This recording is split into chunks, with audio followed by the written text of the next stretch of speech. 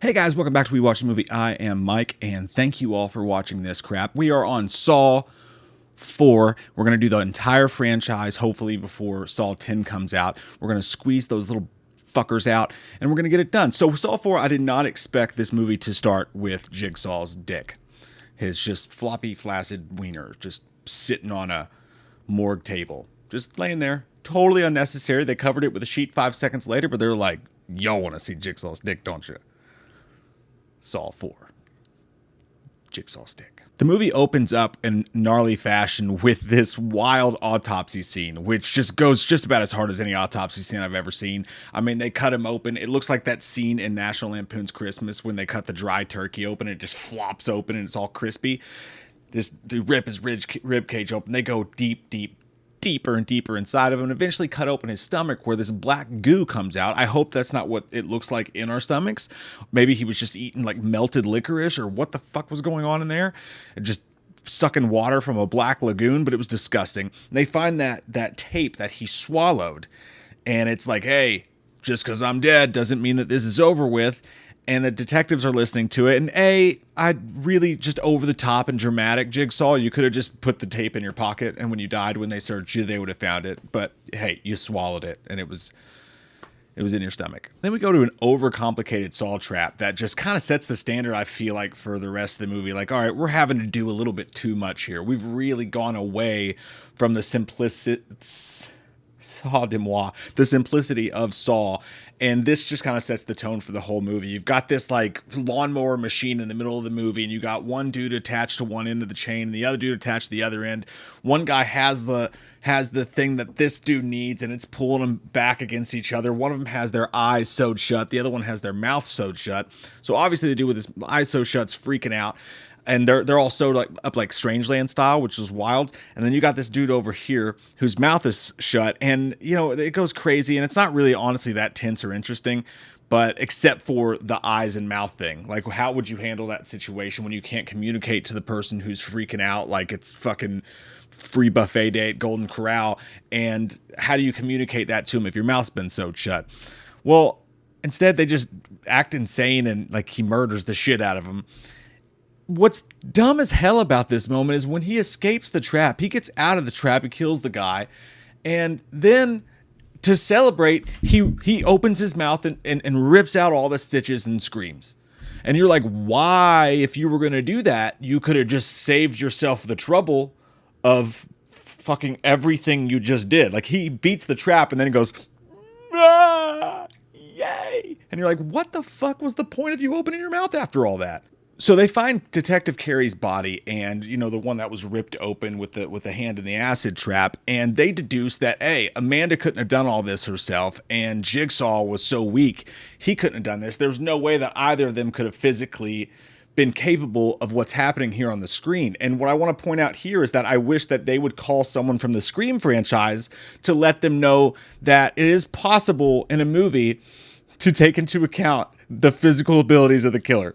Scream should take note from Saw, and that's probably the only time I'll ever say that about these two franchises. So with everybody either dead, dying, doing shit from their deathbed, missing, hanging up from a string, dancing on a giant ice cube that looks like it's from Super Mario Brothers, you know, when you go to like the Iceland in like level 3 or whatever it was, they have to just kind of do this like NFL's next man up scenario. Like, well, you were here in those movies, so I guess we're going to make you important now. And they kind of do that with this character, Officer Rigg, who was in the previous Saw 2, and he was the SWAT officer.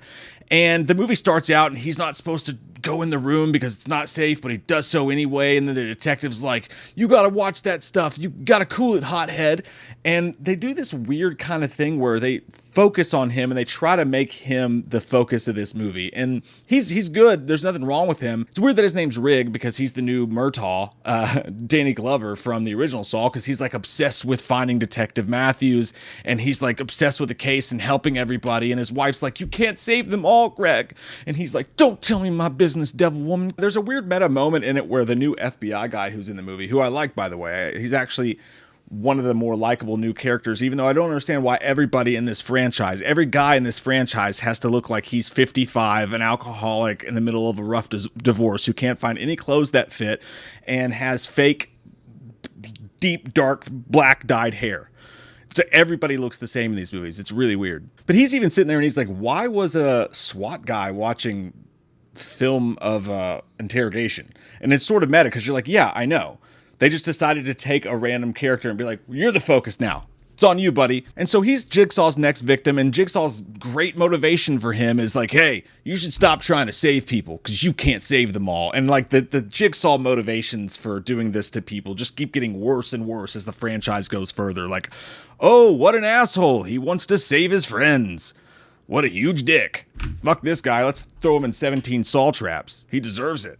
What the fuck are you even doing, Jigsaw? His first trap he has to face is cool, though, because they put this prostitute in there, and Jigsaw tells her beforehand, like, if he saves you, let him save you, and then there's a knife under the TV that you can kill him with, because he's definitely going to turn you in, and you're going to go to jail if you don't kill him. So she's in this thing, and the trap is pulling her hair until her scalp starts to rip, and it's super gross and gnarly. And back to the more simplistic stuff you really want from a Saw movie. Unlike that first trap and some of the other stuff we're going to get to, that was a pretty cool idea, because it just makes you think about how fucking gnarly and painful that would be.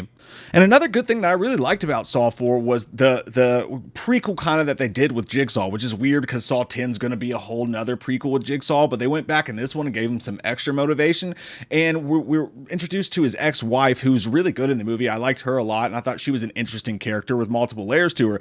But we go back and we visit their life, and she works at this clinic, and she's trying to help people, and he's there to pick her up one night, and one of these fucking psycho cuckoos comes in there and tries to rob the place and ends up hitting her with the door, and she miscarries her 7-month-old baby. And it just sends him into a frenzy and really just sets off this whole thing. And then obviously he ends up with cancer and all that stuff happens that we already know about. But I thought that was a pretty cool piece of backstory to John Kramer, and one that I think he desperately needed. If they're really going to play this thing, especially in Saw 10, where like in Saw 10, they're kind of almost making him the good guy in a strange way, I feel like. And up to this point, I've been like, I can't stand this guy's an awful person. Like, Tobin Bell's great, the character's great, but they keep fucking with his motivations, and I keep like, I'm losing respect for him because some of the shit he does is really trite and stupid. This kind of pushed the needle back the other way a little bit and made him a little bit more interesting, and his motivations a little bit more interesting. So I thought that was really good stuff. Probably the best part of Saw 4 was that storyline. And I love the line when he gets pissed off and he's like, you can't help them. They have to help themselves. And it just kind of set the tone for everything he's going to do, at least in the first movie, or the idea of it. I don't agree with it, and I still think you're a fucking hypocritical jerk off acting like I don't kill people. Yeah, you fucking do, dick. But still, yet it made it more interesting.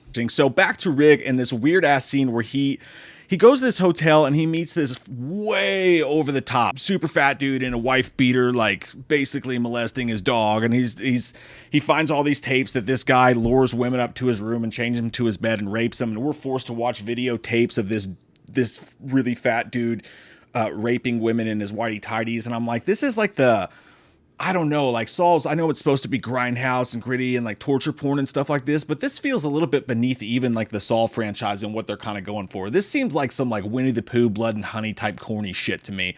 So I didn't really enjoy that scene at all. I did enjoy the trap with it though. That was gnarly how those little hooks fell into that fuck's eyes and then he got all of his shit ripped off like a fucking spider. It was cool. That I did dig. That I did dig that. Shut up. But it really felt like they were trying to shove this Jigsaw wants Rigg to be the new killer. He wants him to take his place thing. And it was like, stop. Nobody's with a half a fucking brain cell is actually going to want to take up your mantle, Jigsaw, especially not this fucking guy. This is a larger stretch than dudes before they take dick pics. You know what I mean? Just stretch it. You get the picture. This is way too big of a stretch and they're really trying to force it down our throats. And I'm like, just stop it. Nobody's buying that. Then there's another fucking backstory. And I feel like I'm watching a fucking porter potty version of Game of Thrones at this point. Rigg punched this dad who was beating his kid, and then the lawyer who defended the piece of shit who beat his kid was working on huge housing projects for Jigsaw, and this whole intertwined thing with this character and that character, and it's just all this extra Game of Thrones level exposition that it's like, if we have to go this far to pull twists and do the things that you're trying to do, I just feel like we're overdoing it at this point. We need to scale it back down. But that whole backstory ends with this asshole piece of shit who is basically rhubarbed to his wife. They've got these thick steel things pulling through him, and it's an interesting written idea. I don't know how well it worked as a Saw trap on paper, or it was interesting on paper. I don't know how well it worked on film, but basically these things go through none of her major arteries, but all of his. So if she pulls herself off of these metal rods to save herself, he will bleed out, but she'll survive. And she's immediately like, fuck yeah, this dude's an asshole. I'm gone. And then we find out that the lawyer, who also looks like, near 60s male with an alcohol problem going through a bad divorce, but also with a touch of like Wayne Newton to him, we find out that he is in his own jigsaw trap, and he's been hired to watch, not hired, but his trap is to watch Detective Matthews, who we find out is still alive, and hanging from this metal thing, like dog collar thing from the ceiling, and on this cube of ice, where the entire movie he just sits there and shuffles his feet on the ice and like garbles up bits of like Lay's potato chips out of his beard and like oatmeal and cries and wants to die. And it's just like, I cannot believe we brought like they got Donnie Wahlberg to come back for this movie to spend the entire movie hanging from a rope and like crying and like on a sheet of ice. Like that's the entire movie. And he's got a lot of screen time too, just being like, fuck. And it's like, I can't believe he did this. Like, who signs on for this acting role? I hope they paid him well for it, and this wasn't like some back-end deep dicking of his contract for the movies, but I can't believe they brought him back just for that shit.